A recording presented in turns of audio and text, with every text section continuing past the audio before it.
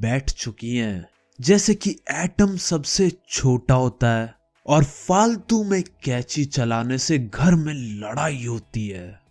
तो इस चैप्टर में पता चलेगा कि एक एलिमेंट का एटम दूसरे एलिमेंट के एटम से अलग क्यों होता है, और इसके साथ ही हमें सब एटॉमिक पार्टिकल्स के बारे में भी पता चलेगा।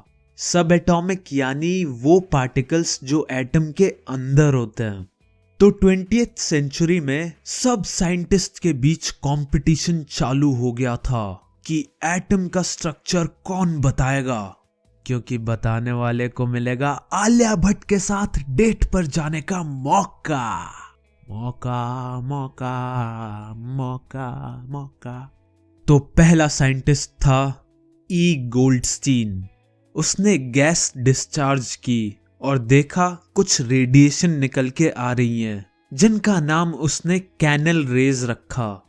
कैनल रेज वो पॉजिटिव चार्ज पार्टिकल हैं जो गैस से हाई वोल्टेज पास करने पर निकलते हैं जब गैस का प्रेशर बहुत कम होता है।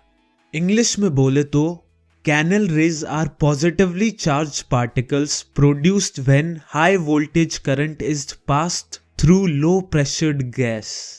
तो मेन काम क्या हुआ कि गोल्डस्टीन ने प्रोटॉन्स डिस्कवर किए जो एटम के अंदर हैं और उनका चार्ज पॉजिटिव है, लेकिन ये बकवास एग्जाम में बहुत कम पूछी जाती है। फिर आए जे थॉमसन। उसने बताया कि एटम में एक इलेक्ट्रॉन नाम की चीज होती है जिसका चार्ज नेगेटिव होता है। तो अब तक प्रोटॉन और इलेक्ट्रॉन डिस्कवर हो चुके थे और इनको रिप्रेजेंट करने के लिए ये सिंबल दिया गया।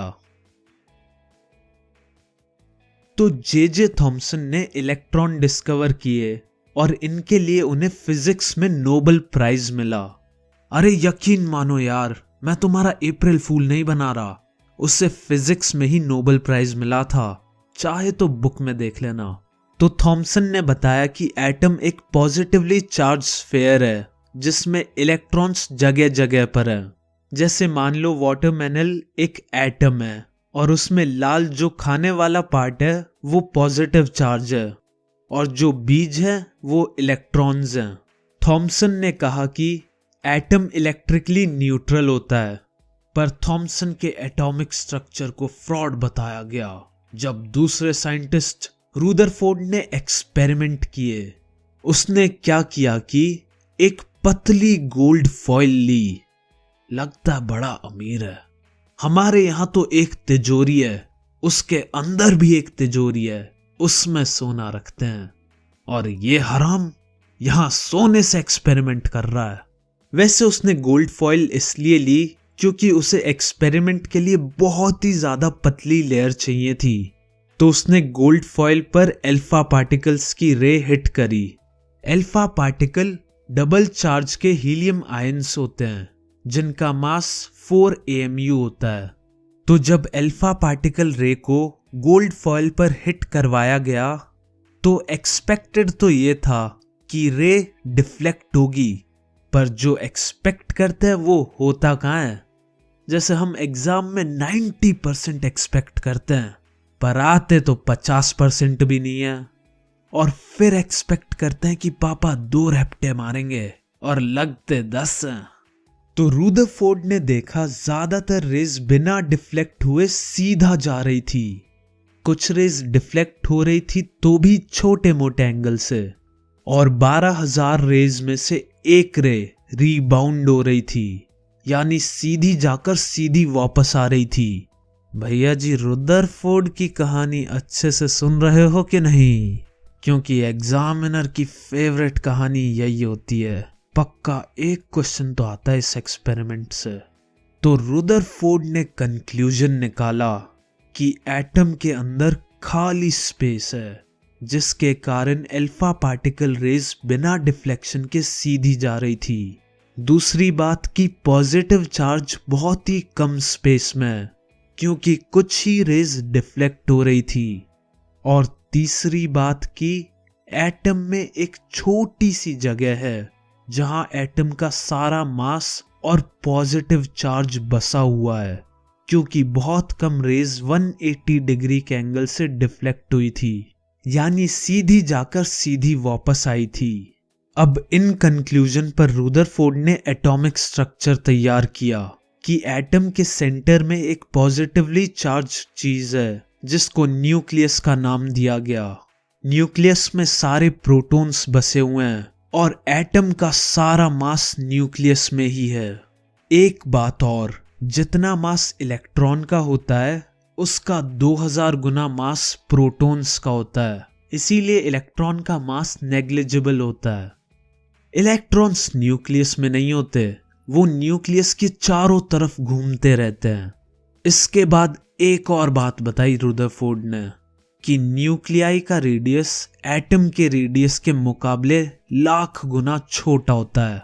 Just imagine. पर रुदरफोर्ड के मॉडल में कुछ खराबियां थी। उसने कहा था कि इलेक्ट्रॉन्स न्यूक्लियस के अराउंड रिवॉल्व करते हैं, पर न्यूक्लियस के चारों तरफ घूमने के लिए रुदरफोर्ड का बाप पेट्रोल थोड़ी भर रहा है। अब इलेक्ट्रॉन घूमेगा तो एनर्जी लूज करेगा और घूमते घूमते न्यूक्लियस को हिट कर देगा, पर रियलिटी में ऐसा कुछ नहीं होता। तो इसकी ये बात वायरल सच में झूठ साबित हो गई। तो रुदरफोर्ड की खराबियां सही करने बोर मैकेनिक आया। उसने कहा कि इलेक्ट्रॉन्स रिवॉल्व तो करते हैं, पर कुछ स्पेशल ऑर्बिट पर, जिन्हें डिस्क्रीट ऑर्बिट्स ऑफ इलेक्ट्रॉन का नाम दिया गया। अभी हम देखेंगे कि न्यूक्लियस के अराउंड 4 ऑर्बिट्स हैं जिनको KLMN नाम दिया गया है, या फिर 1 2 3 4 कह दो। इनमें रिवॉल्व करने से इलेक्ट्रॉन एनर्जी लूज नहीं करते हैं। चलो इनकी बाद में बात करेंगे। अब तक 2 सब एटॉमिक पार्टिकल्स डिस्कवर हुए थे, फिर तीसरा भी आ गया जिसको जे चैडविक ने डिस्कवर किया। इसका नाम न्यूट्रॉन पड़ा। इसका काम बस एटम का बोझ बढ़ाना था, मतलब इसका कोई चार्ज नहीं था, बस इसके पास इसका मास था जो कि प्रोटॉन के बराबर है।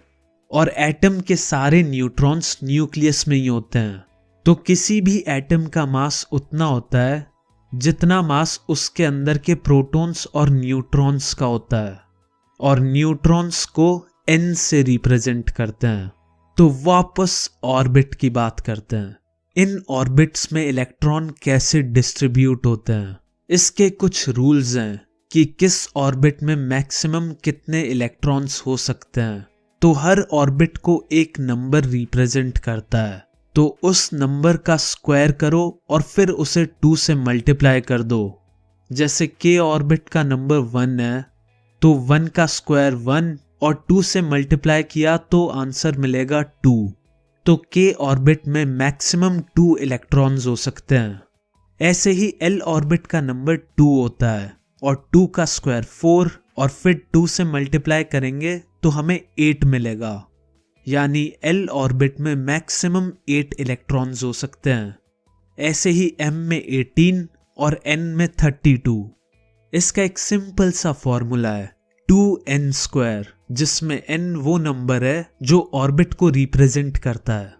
और दूसरा रूल है जब तक इनर ऑर्बिट इलेक्ट्रॉन्स से ना भरे तब तक आउटर ऑर्बिट में इलेक्ट्रॉन्स नहीं आ सकते। जैसे जब तक K ऑर्बिट में 2 इलेक्ट्रॉन्स ना हो जाएं तब तक L ऑर्बिट में कोई इलेक्ट्रॉन नहीं आएगा। थर्ड रूल है कि आउटर मोस्ट शेल में 8 से ज्यादा इलेक्ट्रॉन नहीं हो सकते। डिस्ट्रीब्यूशन ऑफ इलेक्ट्रॉन्स को इलेक्ट्रॉनिक कॉन्फ़िगरेशन भी कहते हैं। चलो अब हमने डिस्ट्रीब्यूशन सीख लिया है, तो अब बात करते हैं वैलेंसी की।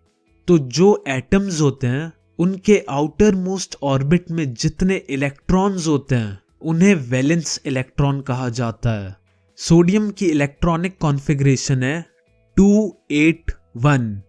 इसका मतलब है कि K ऑर्बिट में 2 इलेक्ट्रॉन्स है, L ऑर्बिट में 8 इलेक्ट्रॉन्स है और M में 1 इलेक्ट्रॉन है। तो सोडियम की आउटर मोस्ट ऑर्बिट में 1 इलेक्ट्रॉन है, तो नंबर ऑफ वैलेंस इलेक्ट्रॉन हुए 1। चलो एक और एग्जाम्पल ले लो क्लोरीन का। उसकी इलेक्ट्रॉनिक कॉन्फ़िगरेशन है 287, यानी K ऑर्बिट में 2 इलेक्ट्रॉन्स है, L ऑर्बिट में 8 इलेक्ट्रॉन्स हैं और m में 7 इलेक्ट्रॉन्स। तो इसकी आउटर मोस्ट ऑर्बिट में 7 इलेक्ट्रॉन्स हैं, तो नंबर ऑफ वैलेंस इलेक्ट्रॉन हो जाएंगे 7।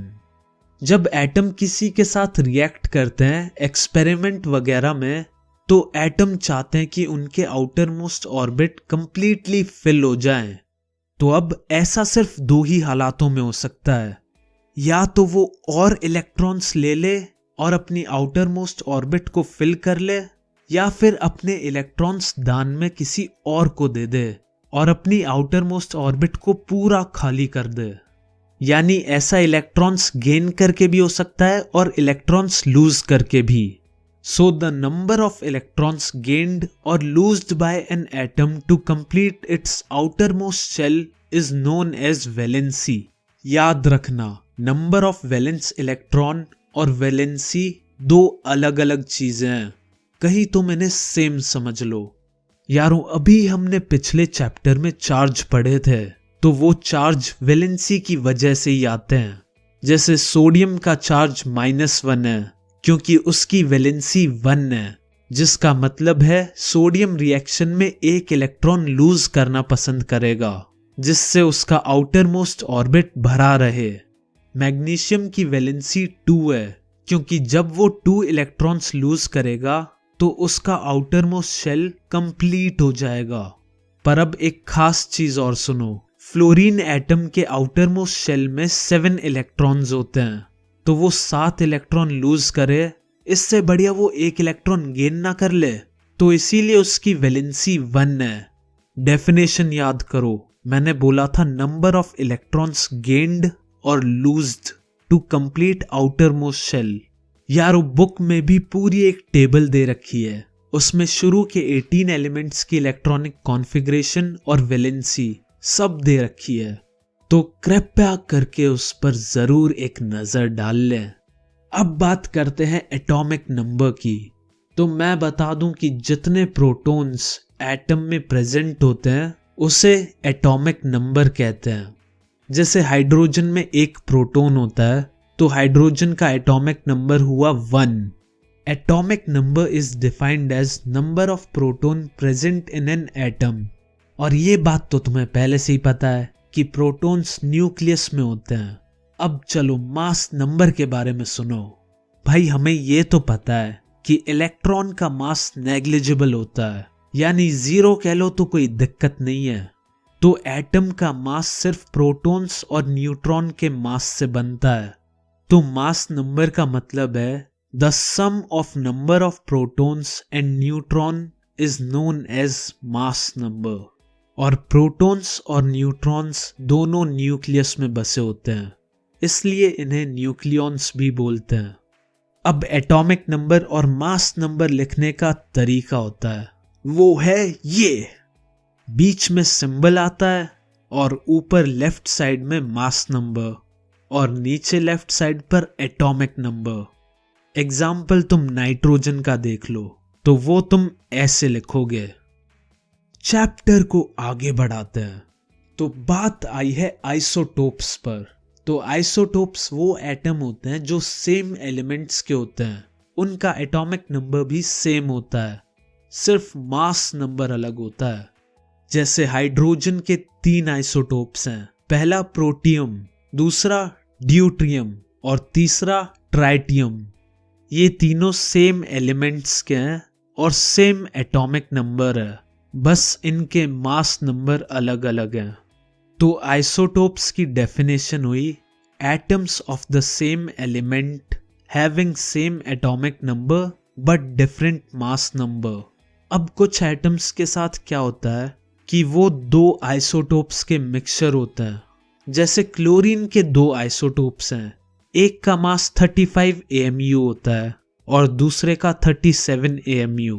वो हमारे वर्ल्ड में 3:1 के रेशो में एग्जिस्ट करते हैं। तो इस डेटा के बेसिस पर हम एवरेज एटॉमिक मास निकालते हैं। 3:1 का मतलब हुआ कि 35 AMU 75% है और 37 AMU 25% है। तो इक्वेशन कुछ ऐसी बनेगी, 35 × 75/100 plus 37 × 25/100, 105/4 plus 37/4 equals to 142/4 equals to 35.5 AMU। तो आंसर मिल गया है। अब आइसोटोप्स के फायदे क्या हैं, यूजेस क्या हैं, वो देखते हैं। तो सुनो, यूरेनियम के आइसोटोप से न्यूक्लियर रिएक्टर को फ्यूल मिलता है। कोबाल्ट का आइसोटोप कैंसर के ट्रीटमेंट में यूज होता है और आयोडीन का आइसोटोप गॉइटर के ट्रीटमेंट में यूज होता है। तो जल्दी से आइसोबार की बात करते हैं। तो आइसोबार अलग अलग एलिमेंट्स के एटम्स होते हैं जिनका मास नंबर तो सेम होता है पर एटॉमिक नंबर अलग अलग होता है। तो चैप्टर अब इसी के साथ खत्म। और मेरी तरफ से मॉरल है, बीकेपी के आज तक के सबसे बड़े एक्सपेरिमेंट से ये साबित हो गया कि खाली कैंची चलाने से घर में लड़ाई होती है। मैं अपनी मम्मी के सामने गया और खाली कैंची चलाने लगा। माँ बोली, बेटा ऐसे मत कर, घर में लड़ाई होती है खाली कैंची चलाने से। मैं बोला, मम्मी ये सब फालतू अंधविश्वास वाली बातें हैं और कुछ नहीं। फिर मेरी और मम्मी की इसी बात पर बहस होती रही और 2 मिनट बाद ये बहस लड़ाई में बदल गई। फिर क्या था, मैं आगे आगे भाग रहा था और मम्मी पीछे से चप्पल फेंक कर मेरे चूतड़ों पर निशाना लगा रही थी। लेकिन टेंशन वाली बात नहीं है, तुम्हारा भाई भी निंजा हथौड़ी देख देख कर बड़ा हुआ है। मम्मी ने 5 चप्पलें फेंकी, बस एक लगी। टिंग टिंग टिंग टिंग टिंग।